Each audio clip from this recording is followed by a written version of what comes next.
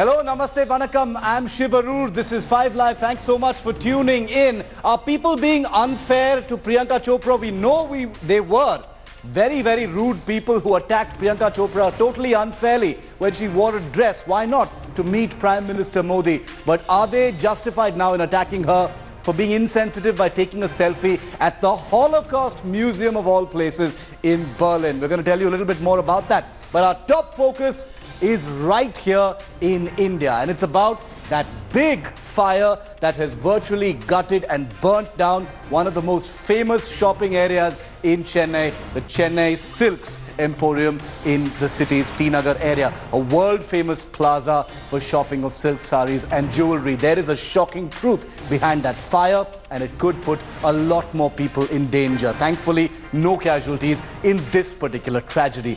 Thanks for tuning in. These are the top 5 at 5. You couldn't have missed these images that have been playing out on your screens over the last 2 days. A massive inferno in the heart of Chennai's shopping hub of T Nagar. 24 hours of flames engulfing Chennai Silks, one of the best known silk sari showrooms in the area. And the fire has finally been doused, thankfully, as Chennai Silks recovers from this monumental loss that's going to run into hundreds of crores. India Today discovered that this was a disaster simply waiting to happen, and it is only fortunate that nobody's been killed or hurt. Fire safety norms have been flouted, legal permits have been leapfrogged on. This is the truth of the Chennai Silks inferno. Take a look at this India Today exclusive. This is the 8-story Chennai Silks showroom nestled in the heart of T Nagar, the pulse of Chennai's silk sari shopping hub. And this is what is left of Chennai Silks now.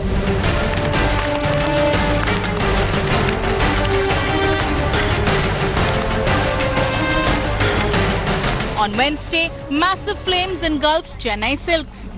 For 24 hours, flames gutted Chennai Silks as 60 fire tenders and 450 rescue workers attempted to save the famous showroom.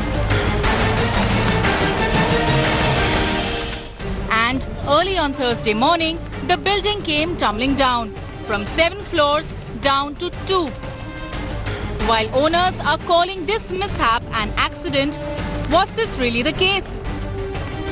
Chennai Silks has a history of fire safety violations. India Today has now found that the building had built 3 additional floors without taking permission. It expanded its area, invading into the space of the next building without taking permission. They also arm-twisted their way into getting a stay on a legal tussle, asking for a closure of the T Nagar showroom.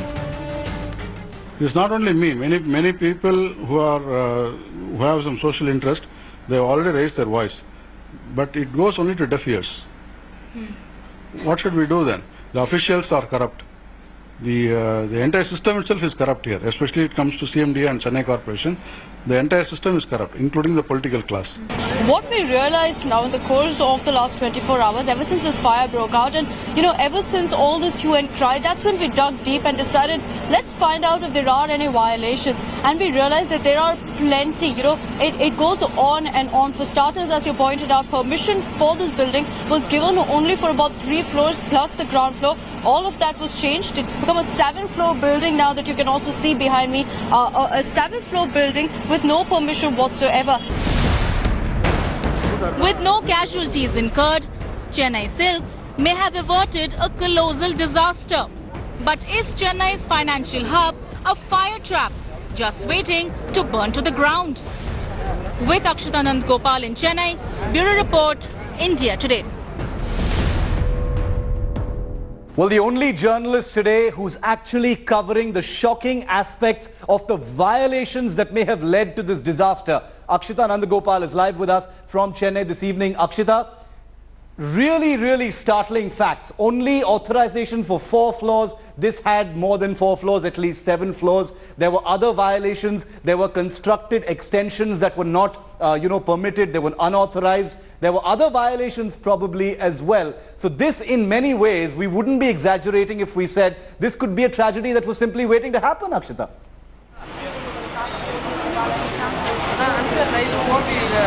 Absolutely, Shiv. You know, a number of violations that have come to light. As you pointed out, you know, there was permission given for a certain kind of construction. They violated that openly, didn't face any sort of action for the same. Besides that, they were told to keep the ground floor only as parking space. You can see behind me that it was a complete commercial establishment with no space whatsoever kept for parking, which is why the fire personnel find it so difficult to even enter the building, because it was completely choked up, very, very narrowly built, not following any of the norms in place.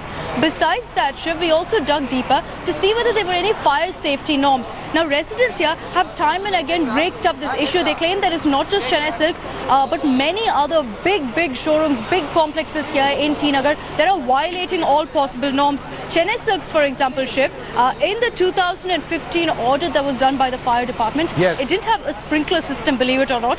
You know, the number of fire extinguishers was correct. They did have enough fire extinguishers, but beyond that, there were no boards whatsoever indicating where the fire exits are. They also show that the staircases were filled with boxes. All the stocks were piled up in the staircases. So if, you know, this was a day when customers were there, if this happened, let's say midday, it would have been a tragedy like no other, because there would have been no place to even escape for these customers. And you know how busy T Nagar gets. These roads would have been jam-packed with people. There have been street hawkers on the side. There have been thousands of people easily inside that showroom alone. The question is, will the right lessons be learnt now, Shiv? You know, I saw this audit. It isn't just Chennai Silks. The likes of Saravana stores, Pothys, Nalli, all of them have similar violations. And that is the unfortunate reality. There's been no wake-up call for them so far. And now the question is, with something like this happening, this drastic, will we see some sort of corrective measures being taken up? Will there be some sort of action against these complexes? And hence, will they be forced to act and ensure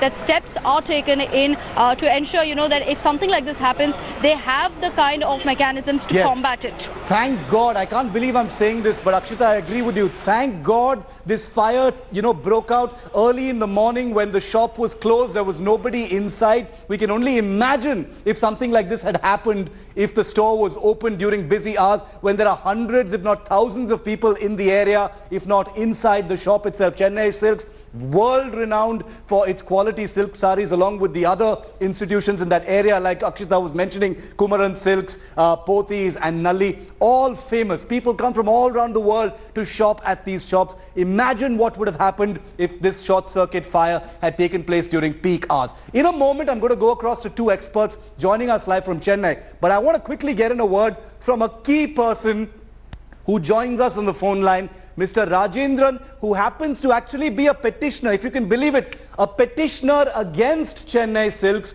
who has actually warned in the past in court about the violations in Chennai Silks building that may have led to a tragedy of this kind. Mr. Rajendran, do you feel vindicated? I know this is a tragedy, but do you feel vindicated about the warnings that you had issued? Sir, I already filed this petition. The Honorable High Court directed them the violation and directed to demolish the building. And also it is constructed ground plus 3 floor. Only for permission was granted for G plus ground plus 3 floor. But even that building was constructed even in violation of the planning permission. And apart from that, they constructed 4-story more than the permitted. And also it is completely FSI and they violated all the norms. Thereby, even on the other day, when I argued before the High Court of Madras, if any fire starts, then it will like a inferno, as what happened in the tower in Inferno, so that these shops should be closed and should be reconstructed or sealed or demolished. The High Court also passed order against which the Chennai Silk owner filed a SLP before the Supreme Court of India, and also appeared before that the petition was also dismissed. Even after 7 years, the government is not come forward to demolish the building. The reason is corrupt officials, corrupt politicians, only for money. They are not care about the people. They are only after money. They are collecting money for the square feet concerned. All the officials involved in this matter. No, we are going to raise these questions, Mr. Rajendran. We are aware of your petition. We have a copy of it, and we are the only channel that is going to raise the questions on this. Thank you for joining us and answering our question on this very, very serious issue. Let's just show you pictures of the burning blaze in which people could have been tracked. Meanwhile, I want to go across live now. We've got our guest, Nanda Kumar, former president of the Confederation of Real Estate Developers Association Associations of India, that's CREDAI, based in Tamil Nadu. We also have with us Mr. M.G. Devasahayam, former IAS officer and a prominent member of civil society in Tamil Nadu. Mr. Devasahayam, if I could come to you first. You heard the petitioner there, sir, saying that it's corruption, it is institutional apathy and an impulse for negligence that has led to this tragedy. He had warned about something like this 7 years ago, and it is because of corruption in the system that violations by Chennai Silks were allowed to continue. Mr. Devasahayam. Yeah, what he said is absolutely right, but the tragedy precedes that. You used the word during the opening, a disaster. This is not a man-made disaster, this is not a natural disaster, it's a government-made disaster. Because this violation has been there for last 20 years. Yes. And repeatedly government were trying to regularize these violations.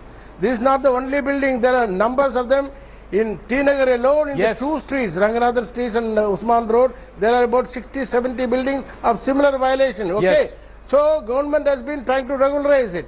Civil society moved the High Court. In 2006, High Court passed a very stringent order. Yes. Directing demolition and appointed a monitoring committee. I am a member of that monitoring committee. Yes. And we commenced work in December 2006. And we did a special inventory in T Nagar and started issuing notice in the early 2007. Okay. Government came with the ordinance to stop that. Okay. Government has been all the while trying to support the violators. Right. Then Understood. it went to the High Court. High Court struck it down. Went to the Supreme Court. Supreme Court struck it down.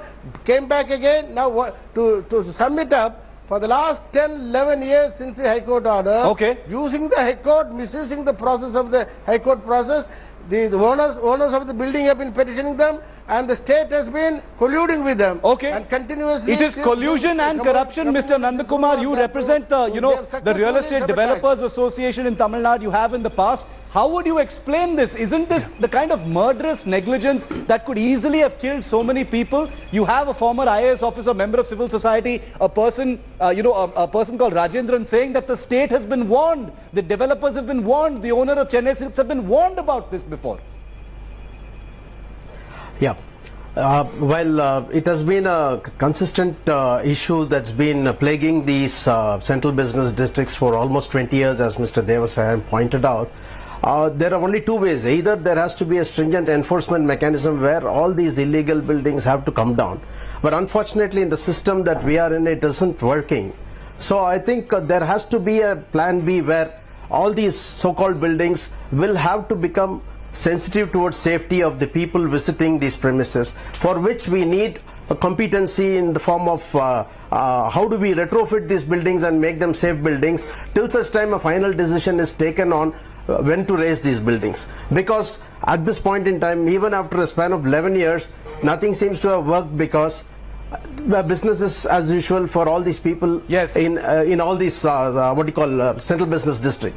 So we need to also, the government could probably consider just not by regularizing these whatever buildings, but bringing in what you call absolute safety measures, which will be safeguarding the lives of the people in case of an exigence. Okay, this is a terrifying wake-up call, but I can assure you, Mr. Devasahayam and Mr. Nandakumar, this is going to be a campaign here on India Today. We're going to have you back through the next few days as we continue to discuss very threadbare the fire traps that exist in the city of Chennai and elsewhere, and find out the complicity, the culpability of the state, the developers, officials, bureaucrats, and the entire ecosystem that has allowed something like this to happen. It's a terrifying wake-up call. Imagine if there were shoppers, thousands of them, inside Chennai Silks when that fire actually broke out. Mr. Devasahayam and Mr. Nandakumar, thank you for joining us on the story for the moment. We're taking a very quick break on 5 Live.